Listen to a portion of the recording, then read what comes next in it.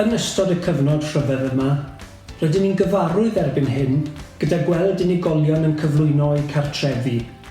Felly ar ddechrau tymor yr haf, y tymor olaf i chi'r disgyblion yn eich ysgolion cynradd, dyma neges sydyn oddi wrth ddau Wyn Evans, Mrs Hannah Morgan a phawb y maes y Gwendraeth i ddweud ein bod yn meddwl amdanoch ac yn cynllunio ar eich cyfer.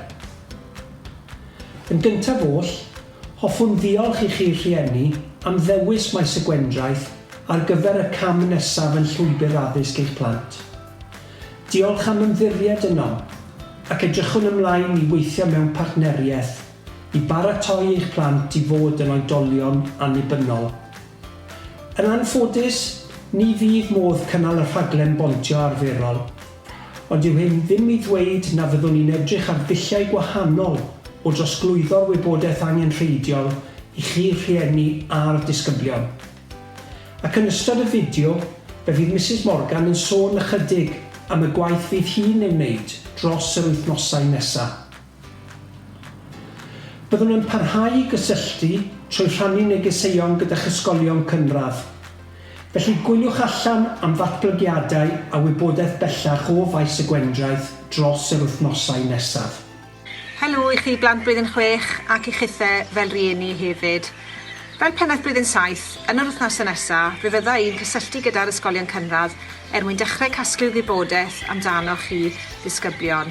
Byddai'n ffindo allan pob math o bethau amdanoch chi, popeth o ran beth chi'n mwynhau wneud yn yr ysgol, o ran pynciau, a hefyd beth chi'n mwynhau o ran gweithgareddau ac yn y blaen.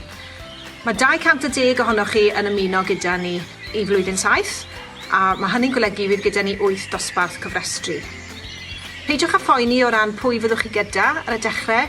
Ni'n mynd i sicrhau eich bod chi gyda'ch ffrindiau, fe fyddwn ni'n cadw chi yn eich grwpiau ysgolion cynradd.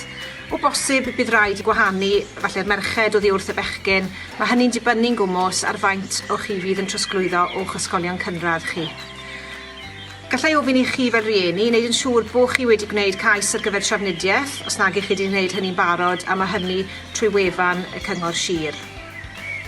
Yn ystod wythnosau nesaf hefyd, fe fyddai'n cysylltu gyda chi mwyn rhoi gwybod i chi rieni ac i chi ddisgyblion pa offer fydd angen arnoch chi ar gyfer dechrau gyda ni yn maes y Gwendraeth.